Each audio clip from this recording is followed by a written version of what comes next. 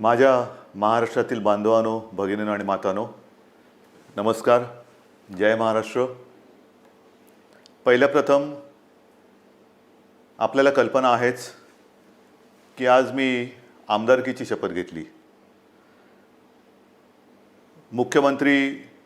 त्या मुख्यमंत्री पदाला या महिनाअखेरीस 6 महिने होत आहेत. आज आमदार झालो. हे सगळं काही मी करू शकतो आणि होतो आहे हे आपल्या सर्वांच्या आशीर्वादाच्या जोरावरती आणि शुभेच्छांच्या जोरावरती. साहजिकच आहे, या निमित्ताने मला सर्व राजकीय पक्षांचे, महाविकास आघाडीतल्या सर्व नेत्यांचे, आमदारांचे आभार मानायचे आहेत. कारण एका अत्यंत कठीण अशा परिस्थितीत, म्हणजेच कोरोनाबरोबर चाललेल्या युद्धाच्या परिस्थितीमध्ये निवडणूक होऊ न देता हे सगळं काही बिनविरोधपणाने पार पाडायला सर्वांनी मदत केली. त्यांनासुद्धा मी सगळ्यांना धन्यवाद देतोय. आणि आता पुन्हा जे आपले गेले काही दिवस सुरू आहे त्या विषयावरती येतोच. 17 तारखेला पंतप्रधानांनी जो लॉकडाऊन जाहीर केला होता, दुसरा तिसरा, त्याची मुदत संपली आणि परत पुढचे 15 दिवस म्हणजे 31 मेपर्यंत संपूर्ण देश आणि साहजिकच आहे आपला महाराष्ट्रसुद्धा हा लॉकडाऊनमध्ये आहे. आता तुम्हाला कदाचित असं वाटायला लागलं असेल की मी आलो म्हणजे लॉकडाऊनच जाहीर करतोय. साहजिकच आहे, कोणालाही घरी विशेषतः कामाशिवाय डांबून ठेवणं किंवा बसवणं यासारखी मोठी शिक्षा असू शकत नाही. पण नीट समजून घ्या, मी कदाचित कोणाला आवडत असेल, कोणाला आवडत नसेल की याच्याकडे काही उत्तरच नाही आहेत. हे लॉकडाऊन किती दिवस चालणार, किती काळ लॉकडाऊनमध्ये राहणार, याला काही उत्तर आहे की नाही, हा जो काही चक्रव्यूह आहे हा आपण भेदणार आहोत की नाही, उत्तर कोणाकडेच नाही आहे. जगामध्ये कोणाकडे उत्तर नाही आहे, आपल्या देशातसुद्धा कोणाकडे उत्तर नाही आहे. आणि हे आता सगळ्यांना माहिती झालेलं आहे की जेव्हा एखाद्या युद्धात, विशेषतः ह्या युद्धामध्ये, युद्ध हे नेहमी शस्त्रानेच लढलं जातं. इकडे आपल्याकडे शस्त्र नाही आहे. एक फक्त अंतर ठेवणं, स्वतःची काळजी घेणं आणि युद्ध जिंकणं, म्हणजे फार विचित्र आहे असे युद्ध. एकतर्फी नक्कीच नाही आहे, कारण आपण पूर्ण ताकदीने युद्ध लढतो आहोत. पण लॉकडाऊन वाढवला का? काही अंशी बरोबर आहे, काही अंशी नक्कीच बरोबर आहे. आपल्याला सर्वांना कल्पना आहे की आजही देशात, विशेषतः महाराष्ट्रामध्ये रुग्णांची संख्या वाढते आहे. मुंबईमध्ये वाढते आहे, ठाणे परिसरात वाढते आहे, पुण्यामध्ये वाढते आहे, संभाजीनगरमध्ये आहे, नाशिकमध्ये, मालेगावमध्ये आहे. या ठिकाणी रुग्णांची संख्या वाढते आहे. आणि ही रुग्णांची वाढती संख्या बघितल्यानंतर साहजिकच आहे मनात प्रश्न निर्माण होऊ शकतो, मग आपण नेमकं करतो काय आहोत, आतापर्यंत आपण केलं काय? मी गेल्याही वेळेला आपल्याला सांगितलं होतं की एक गोष्ट नक्की, की जी काळजी आपण मार्चपासून घ्यायला लागलो, जवळपास आपण कर्फ्यू, संचारबंदीपर्यंत आलो होतो आणि त्याच्यानंतर देशभरात लॉकडाऊन जाहीर केला गेला. जर हे आपण केलं नसतं तर जो एक अंदाज आपल्या देशात, महाराष्ट्रात आणि मुंबईमध्ये किती आत्तापर्यंत रुग्ण झाले असते, किती आत्तापर्यंत त्याच्यात मृत्यू पावले असते, हा अंदाज नुसता बघितला तरी अंगावरती काटा उभा राहतो. आणि म्हणून मी मागेही आपल्याला म्हटलं होतं की अजूनही शृंखला आपण तोडली जरी नसली तरी एक गोष्ट नक्की, की त्याच्या वाढीवरती, गुणाकारावरती नियंत्रण आपण हे नक्की ठेवलेलं आहे. गतिरोधक म्हणून हा जो काही लॉकडाऊनचा काळ आहे त्याचा आपल्याला नक्की उपयोग झालेला आहे. मग आता किती काळ चालणार? नुसता लॉकडाऊनकडे बघून चालणार नाही आहे. रेड, ऑरेंज, ग्रीन, रेडमध्ये सुद्धा कंटेनमेंट एरिया, हे असे जे काही आपण विभाग केलेले आहेत. ग्रीन झोनमध्ये आपण हळूवारपणाने जवळपास सगळं काही उघडायला परवानगी दिलेली आहे, ती अजूनही देत आहोत. आणखीनही तिथले निर्बंध हे येत्या काही काळामध्ये आपण आणखीन शिथिल करतो आहोत. ऑरेंज झोनमध्ये सुद्धा ही शिथिलता आणलेली आहे. रेड झोनमध्ये विशेषतः कंटेनमेंट एरिया आहे, तिथे मात्र अजूनही आपल्याला शिथिलीकरण करणं हे परवडणार नाही, नक्कीच नाही आहे. उद्योगधंद्याच्या बाबतीत काय आहे? मी मुद्दामून आज आपल्यासमोर थोडीशी आकडेवारी सांगणार आहे. काय काय झालेलं आहे, किती काय केलेलं आहे. पहिल्या प्रथम आरोग्यविषयक काय झालेलं आहे, नंतर उद्योगधंद्याच्या बाबतीत काय करतो आहोत. धंद्याच्या बाबतीमध्ये सुद्धा तुम्हाला मुद्दामून मला सांगायचं आहे की नुसतं लॉकडाऊन नाही वाढवत आहोत, आपल्याला ही तारेवरची कसरत करायची आहे आणि ती करतो आहोत. एका बाजूला सुरक्षित राहण्यासाठी लॉकडाऊन म्हणजे सगळं काही थोडक्यात बंद, आणि दुसऱ्या बाजूला हळुवारपणाने काही गोष्टी आपण उघडतो. आजपर्यंत राज्यामध्ये साधारणतः 50,000 उद्योग सुरू करायला आपण परवानगी दिलेली आहे. हा आजचा आकडा आहे. आणि ह्या 50,000 उद्योगामध्ये जवळपास साधारणतः 5-1 लाख मजूर हे काम करायला लागलेले आहेत. तसं बघितलं तर राज्यामध्ये 70,000 उद्योग सुरू करायला आपण परवानगी दिलेली आहेच, पण 50,000 उद्योग हे प्रत्यक्ष सुरू झालेले आहेत. आपल्याला कदाचित हा जो काय एक रेड झोनमधला बेल्ट आहे, म्हणजे मुंबई, पुणे आणि त्याच्या आजूबाजूचा परिसर, इथे जे आपण राहतो आहोत, किंबहुना उदाहरणतः संभाजीनगर असेल, ज्या महापालिका आहेत त्यांच्या परिसरामध्ये आपण हे निर्बंध जरा कडक ठेवलेले आहेत, म्हणून आपल्याला ते जाणवत नाही आहे. पण ह्या विभागामध्ये आपण उद्योगधंद्यांना परवानगी दिलेली आहेच, नक्की दिलेली आहे. हे करताना खास करून मला उद्योगांसाठी काही गोष्टी जाहीर करायच्या आहेत. कारण सगळीकडे आता एक ठप्प, म्हणजे ज्याला आपण म्हणतो ना, पॉजचं बटन दाबलं गेले, जगच असं पॉज झालेलं आहे, सगळं ठप्प, काहीच होत नाही आहे, इकडची गाडी तिकडे होत नाही आहे. असं वातावरण असताना उद्या जे काय आपल्याला एक भरारी घ्यायची आहे, नक्की घ्यायची भरारी घेणारच, कोणत्याही परिस्थितीत घेणार, तिकडे अजिबात मागे पुढे बघणार नाही. खरं म्हटलं तर आपल्या सरकारला आता 6 महिने होत आहेत. नवीन सरकार असताना नवीन स्वप्न आहेत आपली. आपण एक अर्थसंकल्प जाहीर केला काय, त्याच्यात नवीन गोष्टी जाहीर केल्या काय, आणि त्या अंमलबजावणीला सुरुवात करण्याच्या आधीच आपल्याला या संकटाला सामोरं जावं लागतं. ह्या ज्या काही सगळ्या आपल्या योजना आहेत, या योजना कोणत्याही परिस्थितीत आपण अंमलात आणणार म्हणजे आणणारच. त्या एका हिमतीने आपण पुढे जातो आहोत. परंतु नवीन उद्योग येण्यासाठी एक वेगळी स्पर्धा आहे. कोण काय करते, कोण काय आणखीन सुविधा देते. महाराष्ट्रापुरतं बोलायचं झालं तर आज आपण महाराष्ट्रामध्ये जवळपास 40,000 एकरपेक्षा जास्त जमीन ही नवीन उद्योगधंद्यासाठी राखून ठेवत आहोत. 40,000 एकरपेक्षा जास्त. त्याचप्रमाणे नवीन उद्योजक जे येणार आहेत, नवीन उद्योग जे परदेशातून येतील, किंवा आपले काही उद्योजक, आपले नवीन लोक काही नवीन उद्योग सुरू करू इच्छित असतील, ग्रीन इंडस्ट्रीज ज्याला आपण म्हणतो, म्हणजे प्रदूषण न करणाऱ्या इंडस्ट्रीज किंवा उद्योग, त्यांच्यासाठी सुरू करताना कोणत्याही अटीतटी त्यांना आपण ठेवणार नाही. परवानगीशिवाय तुम्ही उद्योग सुरू करा, फक्त अट एक, प्रदूषण करायचं नाही, अजिबात करायचं नाही. प्रदूषण करू नका, चला उद्योग सुरू करा, या आम्हाला पाहिजे, महाराष्ट्र तुमची वाट बघतोय. महाराष्ट्र हा नेहमी एक उद्योगशील आहे, सुधारणावादी आहे, म्हणून आपण नवीन जे उद्योजक येत आहेत त्यांच्यासाठी या अटीतटीचा सामना त्यांना करायला लागणार नाही, असं धोरण आपण बनवलेलं आहे. या नवीन उद्योजकांनो, या महाराष्ट्रामध्ये या. त्याचबरोबरीने साधारणतः पुढचे काही दिवस, म्हणजे असं म्हणतात की ह्या कोरोनानंतर जग बदललं जाणार आहे, नक्कीच बदललं जाईल. कदाचित हे नवीन उद्योजक येणार असतील, ते म्हणतील आम्ही येऊ इच्छितो, पण आम्हाला तुमच्याकडे जमीन विकत घ्यायला आत्ता आम्हाला परवडणार नाही. ठीक आहे, तुम्ही या, भाडेतत्वावरती जमीन तुम्हाला देतो, भाडेतत्वावरती जमीन देतो, या, तुम्हाला मूलभूत सुविधा असतील त्या तुम्हाला देतो, अटीतटीचा सामना तुम्हाला करावा लागणार नाही. पण या राज्यामध्ये नवीन उद्योग पर्व आपण सुरू करू. आणि त्याचबरोबरीने मला एक सांगायचं आहे की आत्तापर्यंत जिथे हे उद्योग आपण सुरू केलेत, आणि असं काही नाही आहे की रेड झोन म्हटल्यानंतर आता आयुष्य आपलं रेड झोनमध्ये जाणार आहे, नाही. आपल्यासमोर 2 मोठी आव्हानं आहेत, नक्कीच आहेत. एक म्हणजे जिथे या कोरोनाचा प्रादुर्भाव नाही असा ग्रीन झोन, तो ग्रीन झोन हा आपल्याला कोरोना विरहित ठेवायचा आहे, हे मोठं आव्हान आहे. तिकडे एकसुद्धा रुग्ण ग्रीन झोनमध्ये आपल्याला आता येऊ द्यायचं नाही, किंबहुना नवीन केस तिकडे आता आपल्याला तयार आपण काय असं घर बसल्या कोविड तयार करत नाही, पण होऊ द्यायची नाही आहे. त्याच्यामुळे ग्रीन झोन हा ग्रीन झोन म्हणून मेंटेन करणं, आणि रेड झोन जो आहे तो रेड झोन हा लवकरात लवकर ग्रीन झोनमध्ये त्याचं रूपांतर करणं. म्हणजे रेड झोनसुद्धा आपल्याला हळूहळू हा ग्रीन झोनमध्ये आणायचा आहे. आणि म्हणून जिथे जिथे ग्रीन झोनमध्ये आपण उद्योगधंद्यांना परवानगी दिलेली आहे, अनेक ठिकाणी आपण बघतो आहोत की कामगारांची आता उणीव आहे. कामगार हे बरेचसे परराज्यातले निघून गेलेले आहेत.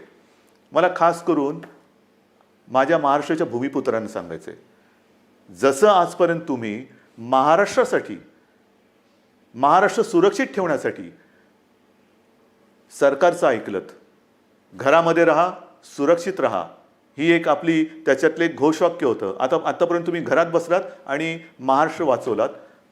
आता जिथे जिथे ग्रीन झोन आहे, तुम्ही एका आत्मनिश्चयाने बाहेर पडलं पाहिजे की मी माझा महाराष्ट्र पुन्हा एकदा उभा करणार. मी जसा महाराष्ट्र वाचवलेला आहे, मी म्हणजे तुम्ही, मी एकटा नाही, तुम्ही. महाराष्ट्र आजपर्यंत आम्ही सुरक्षित ठेवला. या कोविडच्या प्रादुर्भावापासून हा जो ग्रीन झोन आहे तो सुरक्षित ठेवला. आता या ग्रीन झोनमध्ये जे उद्योग सुरू झालेले आहेत त्या उद्योगांना जर मनुष्यबळ कमी पडत असेल तर माझा महाराष्ट्र हा अगदी मोदीजींच्या भाषेत आत्मनिर्भर करण्यासाठी मी स्वतःहून आता पुढे येत आहे. या पुढे या. जे उद्योग आहेत, उद्योग सुरू झालेत, त्यातली ही संधी आहे. ही संधी तुम्ही घ्या. संधी वाया दौडू नका. या सगळेजण समोर या. उद्योग सुरू करू आपण. महाराष्ट्र उभा करू आपण. एक जगासमोर एक उदाहरण ठेवू की हा महाराष्ट्र खरंच लढवय्यांचा आहे. हा संकटाला भीत नाही. संकटामध्ये सुद्धा मर्दासारखा सामोर जातो. तो हा शिवरायाचा महाराष्ट्र आहे. म्हणून मला जे ग्रीन झोनमध्ये आहेत आणि जिथे जिथे उद्योगधंदे सुरू झालेत पण मनुष्यबळ कमी पडत असेल तिथे मला आज भूमिपुत्रांची गरज आहे. भूमिपुत्रांनो पुढे या. ही आपली भूमी आहे, आपला महाराष्ट्र आहे. पुढे येऊन आपला महाराष्ट्र हा आपल्या पायावरती आपण उभा करू. हा निश्चय फार महत्त्वाचा आहे. हे उद्योगधंद्याचं झाल्यानंतर महत्त्वाचा मुद्दा काय आहे की आरोग्यविषयक काय. कारण अजूनही जे काही जणांना असं वाटतंय की हे एक अशीच भीती आहे, फ्लू काय, सर्दी आहे, खोकला आहे, होतो जातो, आजपर्यंत काय कोणाला झालं नाही. झालं ना. पण विशेष म्हणजे आत्तापर्यंतचा जो फ्लूचा एक भाग आहे त्याच्यात सुद्धा जसं स्वाईन फ्लू एक आहे त्याला औषध आलेलं आहे. पण ह्या कोरोनावरती अजूनही औषध आलेलं नाही. तोच एक मोठा धोका आहे. मी उगाच तुम्हाला आकडे सांगून काय घाबरवण्याची माझी इच्छा नाही, अजिबात नाही आहे. तुम्हाला भीती घालण्यासाठी मी आलेलो नाही आहे. पण मुंबईमध्ये जेव्हा आपण सुरुवात केली त्यावेळेला जी परिस्थिती होती ती परिस्थिती बघितल्यानंतर आजची जी परिस्थिती आहे, आपण काय काय आरोग्य सुविधा केलेल्या आहेत. तुम्हाला कल्पना असेल, गेल्याही वेळेला मी बोललो होतो आणि आज संध्याकाळी मी जाऊन आलो. मी होतो, उपमुख्यमंत्री होते, बाळासाहेब थोरात होते, एकनाथ शिंदे होते, आदित्य पण होता बरोबर, आपले मुख्य सचिव होते, महापालिका आयुक्त होते आणि विशेष म्हणजे तिथे आपले आर.ए. राजीव जे MMRDA म्हणजे मुंबईतली मेट्रोचं काम आता जे अत्यंत चांगल्या पद्धतीने पुढे नेत आहेत, त्यांनी गेल्या 10-12 दिवसामध्ये ही सुविधा मुंबईकरांसाठी तिकडे उभारलेली आहे. आज तिकडे जवळपास 1000 बेड्सचं एक चांगलं कोविड केअर सेंटर हे आपण उभं केलेलं आहे. येत्या 1-2 दिवसात त्याचा वापर सुरू होईल. मुंबईमध्ये ठिकठिकाणी, मी मुंबईपुरतं बोलतो, मुंबईमध्ये नंतरचं पुढचं मी बोलणारच आहे, पण मुंबईमध्ये ठिकठिकाणी म्हणजे असं बांद्रा कुर्ला कॉम्प्लेक्स संकुल आहे तिथे आणखीन 1000 बेड्स वाढवतो आहोत. गोरेगावचं एक्झिबिशन ग्राउंड आहे तिकडे वाढवतो आहोत. रेसकोर्सवरती त्या पार्किंगमध्ये होतं आहे. वरळीला डोममध्ये तर सुरू केलेलाच आहे. आणखीन 1-2-3 ठिकाणी मुलुंड चेक नाका आहे, ठाण्यामध्ये आहे. हे आता नुसतं कोविड केअर सेंटर म्हणून नाही राहणार. या सगळ्या जम्बो फॅसिलिटी ज्याला म्हणतो, या जम्बो फॅसिलिटीमध्ये जे आवश्यक लागतं ते तिकडे आपण करणार आहोत. म्हणजे विशेषतः सगळ्यांनाच काही व्हेंटिलेटरची आवश्यकता लागत नाही, पण अनेक जणांना ऑक्सिजनची आवश्यकता लागते. म्हणून ह्या सगळ्या सुविधांमध्ये ऑक्सिजनची सुविधा असणाऱ्या बेड्स हे आपण जास्तीत जास्त करतो आहोत. त्याचप्रमाणे काही ठिकाणी आपण अतिदक्षता विभागात म्हणजे ICU बेड्स हे सुद्धा उपलब्ध करत आहोत. ICU बेड्स म्हणजे हॉस्पिटलमध्ये तर आपण ते वाढवतोच आहोत, पण हॉस्पिटलच्या बाहेर ही जी काय आपण रुग्णसेवा किंवा सेंटर्स उभी करतो त्याच्यामध्ये सुद्धा ICU बेड्सची सोय आपण करतो आहोत. कदाचित ही काय अभिमानाची गोष्ट नाही, पण समाधानाची नक्की आहे की इतरत्र कुठेही नसेल अशी आरोग्य सुविधा आपण इथे निर्माण केलेली आहे आणि ती आरोग्य सुविधा आणखीन आपण पुढे वाढवत नेत आहोत. महाराष्ट्रामध्ये बोलायचं झालं तर महाराष्ट्रात आज मी आकडे घेऊनच बोलतोय, साधारणतः 1484 कोविड केअर सेंटर्स आहेत. 2,48,000 बेड वगैरे आहे, पण साधारणतः 2.5 लाख रुग्णशय्या ह्या आयसोलेशन म्हणजे ऑक्सिजनसह ह्या आज महाराष्ट्रामध्ये आपण उपलब्ध करत आहोत. 2.5 लाखाच्या आसपास.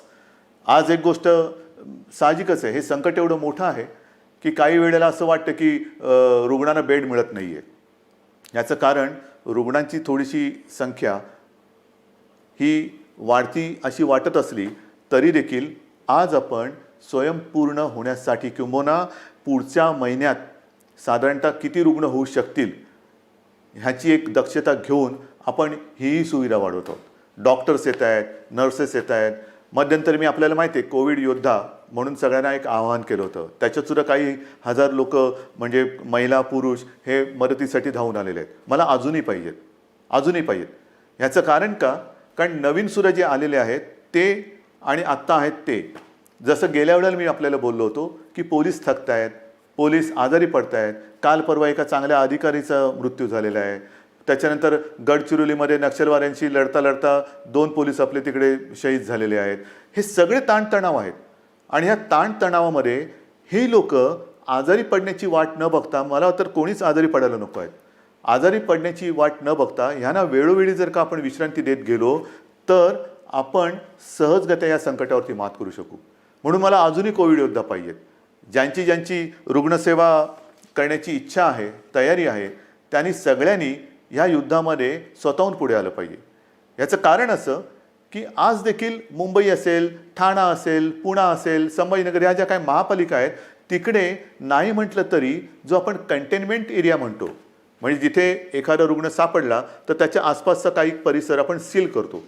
मग एक आपण साधारणतः शोध घेतो की याच्या अतिशय निकटच्या संपर्कात कोण आलेले आहेत, मग त्यांची चाचणी घेतो आणि त्याच्यानंतर आपण मग त्यांना क्वारंटाईनमध्ये किंवा लक्षणं जर असतील किंवा लक्षणं नसतील मग टेस्ट घेऊन त्यांना आपण आयसोलेशनमध्ये ठेवतो. किंबहुना जर लक्षणं असतील तर त्यांच्यावरती उपचार सुरू करतो. एका गोष्टीचं मला एक मुद्दामून तुम्हाला मला आकडा द्यायचा आहे की आज आपण एक आकडा बघत असतो की महाराष्ट्रामध्ये किती रुग्ण आहेत, मुंबईमध्ये किती रुग्ण आहेत.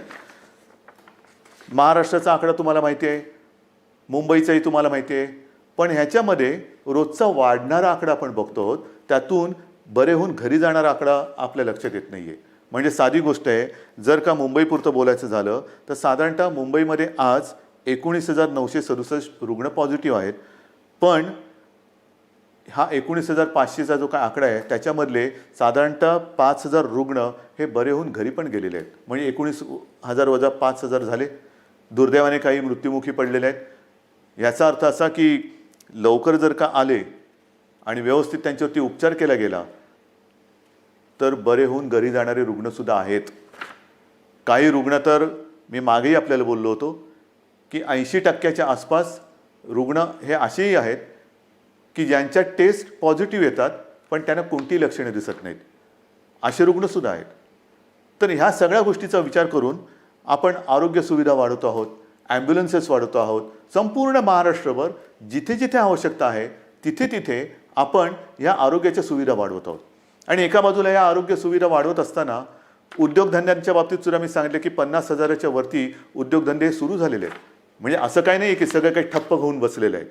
जे अनेक जण मला विचारतात की काय हो महेर, तुम्ही लॉकडाऊन उठवत नाही, किती काळ असं बसायचं. मगाशी मी तुमच्याशी बोलत होतो, ह्याच्यात काय आहे, नुसतं सर्दी खोकला ताप तर येईल, आणखीन काय होईल, फ्लू काय कोणाला होत नाही असं नाही आहे. जे गांभीर्य आहे ते या गोष्टीचं हेच आहे की जे गंभीरपणाने आजारी पडतात त्यांच्यावरती इलाज नाही आहे. आणि एक क्षण असा धरून चाला की आपण लॉकडाऊन उठवून टाकतो लॉकडाऊन आजपासून. या सगळेजण इकडे तिकडे ये जा करा, काही करा. ही साथ जर का पसरली तर इतर देशामध्ये काय काय होते, ब्राझीलमध्ये काय झालं, ब्रिटनमध्ये काय झालं, अमेरिकेत काय चाललेलं आहे, इटलीमध्ये काय चाललेलं आहे, काय झालेलं आहे. मला हे कोणत्याही परिस्थितीत महाराष्ट्रात होऊ द्यायचं नाही आणि मी होऊ देणार नाही, अजिबात होऊ देणार नाही. मी टीकेचा धनी होईन. मी तुम्हाला मागेही बोललेलो आहे, महाराष्ट्रासाठी वाईटपणा घ्यायला माझी तयारी आहे.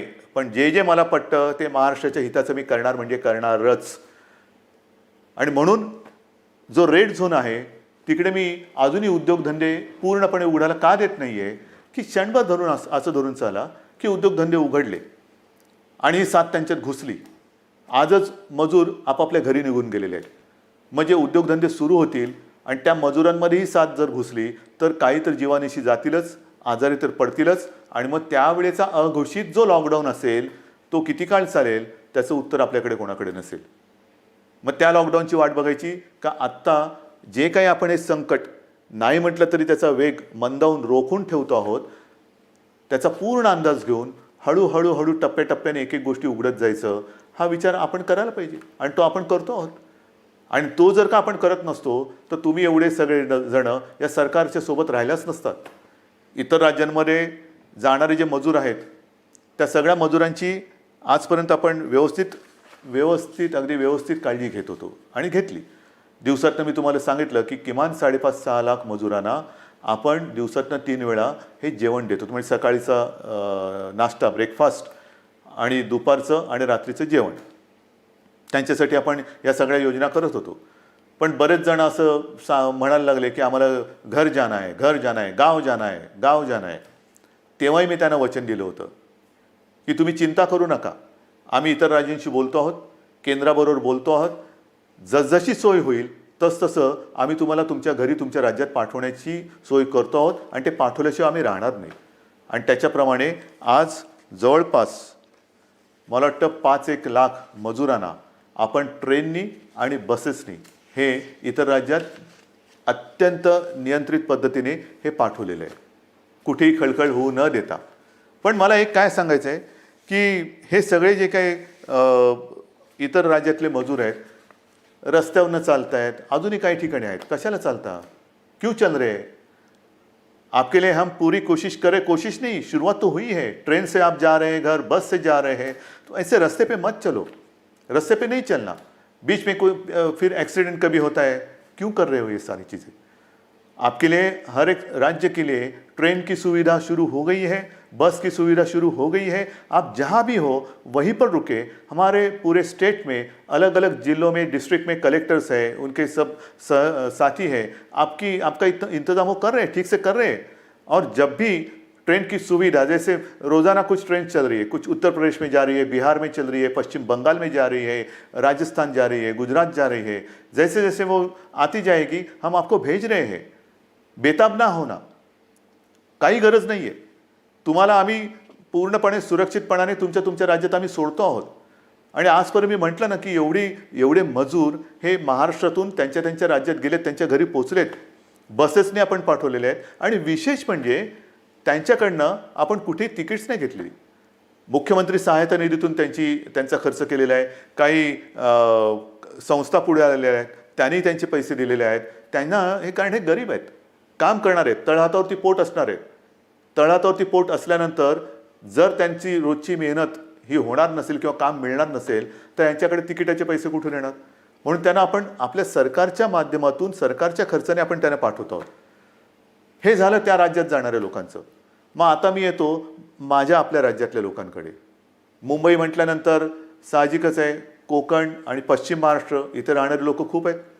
तेही मागे लागलेत, हे काय तुम्ही त्या राज्यातल्या लोकांना पाठवता, आम्ही काय केलंय, आम्हाला कधी घरी पाठवणार? अरे तुम्ही तर आपले आहात.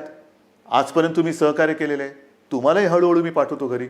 पण आज थोडे अस्वस्थ नका होऊ, कारण आजपर्यंत कोकण म्हटल्यानंतर मला माहिती आहे हा आंब्याचा सीझन, काजूचा सीझन, सगळा एक कोकण म्हणजे गंमत असते. ह्या मोसममध्ये कोकणात जाणं, फणस आहे, मजा असते. कोकणामध्ये जाणं हे या दिवसात सुट्टी, मग कोणाचे आजी आजोबा असतील, कोणाचे मामा मामी असतील, काका काकी असतील, सगळे नातेवाईक असतात, त्यांच्याकडे जायचं, गावातल्या घरात राहायचं, आंबे खायचे, गंमत असते. पण ह्या उन्हाळ्यात ती गंमत नाही आहे. मी आपल्याला सगळ्यांना मुद्दामून एक विनंती करतो की कृपा करून आपण तरी रस्त्यावरनं किंवा इकडून तिकडून असे जाऊ नका. कारण मुंबईमध्ये आपण काळजी घेतो आहोत, प्रत्येक जिल्ह्यात आपण काळजी घेतो आहोत, पण प्रत्येक जिल्ह्यात आरोग्य सुविधा ज्या आहेत त्यांची एकूण जर का मर्यादा बघितली, आणि काही जिल्हे हे कोविड मुक्त आहेत, आज सुद्धा तिकडे प्रादुर्भाव झालेला नाही, ते आपल्याला तसेच ठेवायचे आहेत. जर आपल्याला लवकरात लवकर या लॉकडाऊनमधून बाहेर यायचं असेल तर पहिलं म्हणजे जे आपले ग्रीन झोन आहेत, जिकडे कोविडचा प्रादुर्भाव नाही, हे जिल्हे, हे विभाग आपल्याला ग्रीन झोन म्हणूनच ठेवावे लागतील. म्हणून आपण सुद्धा घरी जाताना असेच उठून निघू नका. आपल्याला सुद्धा जर जायचं असेल, खरंच पहिलं जायचं आहे का थोडे दिवस थांबून आपण जाऊ शकता, थोडा धीर धरला तर सगळ्यांनाच बरं होईल. आपण इथून तिथे जाणार, काही ठिकाणी जसं आता उदाहरण रत्नागिरी आहे, इतर काही ठिकाणी आहेत, इथे आपल्याकडनं काही गेलेले लोक आहेत, ते पॉझिटिव्ह निघाले. झालं एक केस तिकडे आली, मग तिकडे पुन्हा ते कंटेनमेंट झोन आला, हे आलं ते झालं, म्हणजे आत्तापर्यंत जिकडे काही नाही आहे तिकडे हा सगळा नसता खटोटोप आला. तर म्हणून मला असं वाटतं थोडंसं धीराने जाऊया, एक नियंत्रित पद्धतीने, जसं आपण इतर लोकांना पाठवतो आहोत परराज्यातले काही लोक आपण आपल्याकडे घेतो आहोत. आता तर परदेशातून आपल्याकडे येणारी लोकंसुद्धा सुरू झालेली आहेत. हळूहळू आता जग हालचाल करायला लागलंय. असं काही नाही की सगळे ठप्प बसलेत. परदेशातली लोक आपल्याकडे परत येत आहेत. आपल्याकडची काही जी अडकलेली लोक ती परदेशात त्यांच्या देशात जात आहेत. रोजची थोडी विमानं सुरू झालेली आहेत. पण इथले तिथे आणि तिथले इथे आल्यानंतर क्वारंटाईन म्हणजे विलगीकरण हे फार महत्त्वाचं आहे. विलगीकरण, कारण आपण जर का कळत नकळत हा व्हायरस आपल्यासोबत नेत असू तर आपल्यापासून, मी जसं मगाशी म्हटलं ना की काही जणांना ह्याचा प्रादुर्भाव झाला आहे पण लक्षातही येत नाही एवढं चांगल्या पद्धतीने ते त्याचा प्रतिकार करतायत. म्हणजे लक्षणं नाही आहेत आणि कोणत्याही औषधाशिवाय ते बरेही होत आहेत. परंतु त्यांना जरी काही झालं नाही आणि होऊ नयेच तरी वाहक म्हणून ते काम करू शकतात.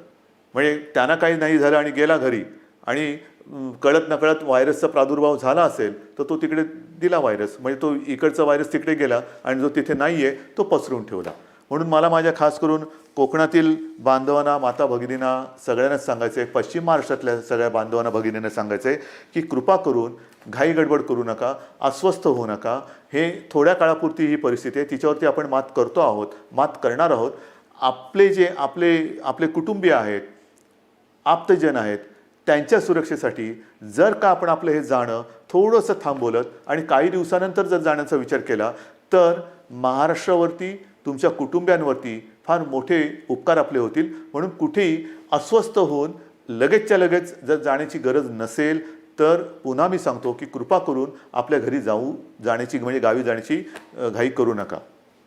आता पुन्हा मी थोडंसं एक सांगणार आहे की अनेक जण आता म्हणायला लागलेले आहेत की कोरोनासोबत जगायला शिका. म्हणजे काय करायचं? आमची तयारी आहे कोरोनासोबत जगायची, पण कोरोनाची तयारी का आम्हाला त्याच्यासोबत जगू द्यायची? कोरोना जर का तयार नसेल तर आपण कसं त्याच्यासोबत जगणार? पण हे जगणं जर का अनिवार्य असेल तर काही गोष्टी, म्हणजे कोरोनानंतर जग बदलेल, नक्की बदलेल. काय बदलेल?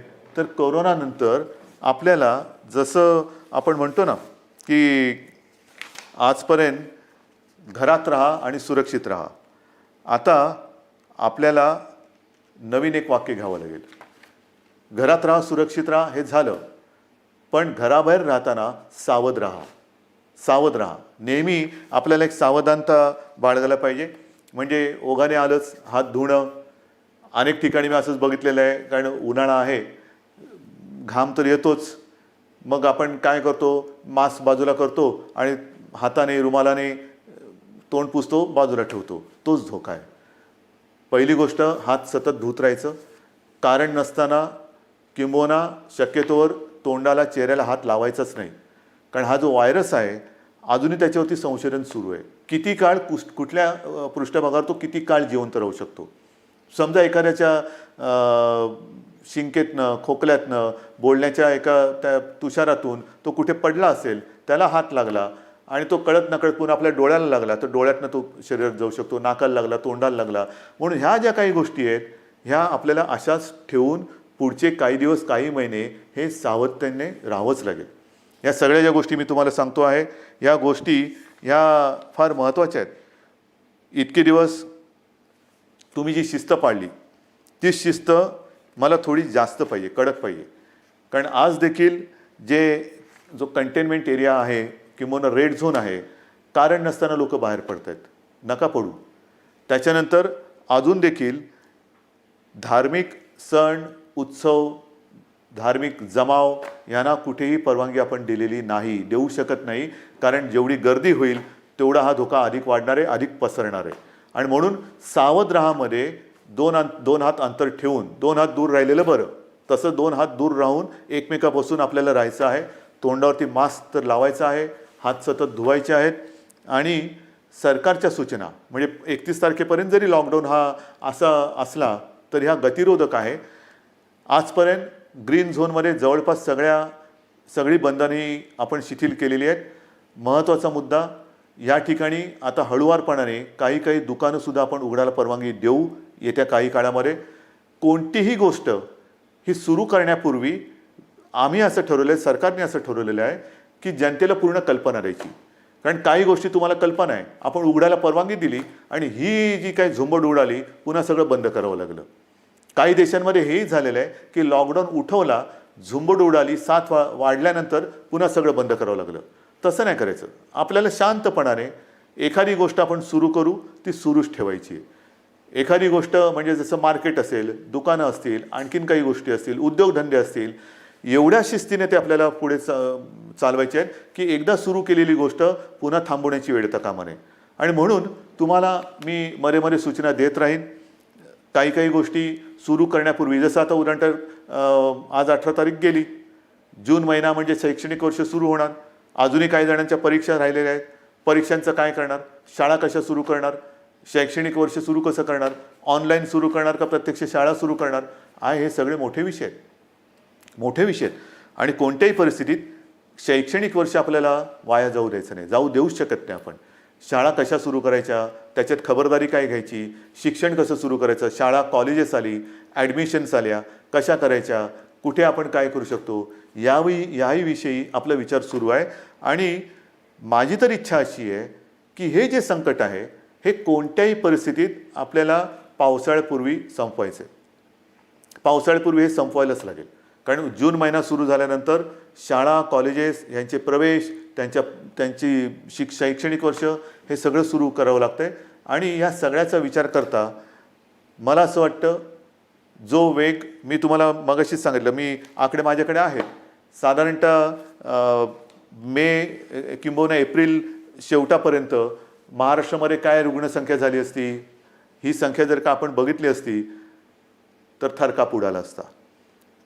मे मध्यामध्ये काय संख्या होऊ शकली असती, काय संख्या होऊ शकते, मे एंडला काय होऊ शकते, हे जे आकडे आपल्यासमोर शक्यता म्हणून येत होते किंवा येत आहेत, ते बघितल्यानंतर हे थरकाप उडवणारे आकडे. पण तिथपर्यंत आपण पोचलो नाही आणि तुम्हाला मी पोचू देणार नाही, अजिबात देणार नाही. जोपर्यंत तुमचा आणि माझा विश्वासाचा धागा हा मजबूत आहे तोपर्यंत मला खात्री आहे, नवे माझ्यात आत्मविश्वास आहे की हे संकट आपण नुसतं दूरच नाही तर परतून लावल्याशिवाय राहणार नाही.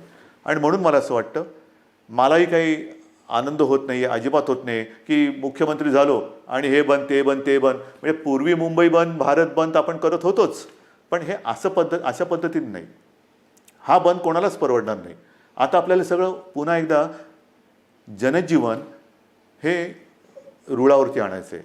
जनजीवन हे पुन्हा आपल्याला सहजतेने जगायला सुरुवात करायची. पण ह्याची एक आता अशी शक्यता नव्हे, खात्री वाटते की हे जनजीवन पूर्ण सुरळीत व्हायला काही काळ हा जावा लागणार.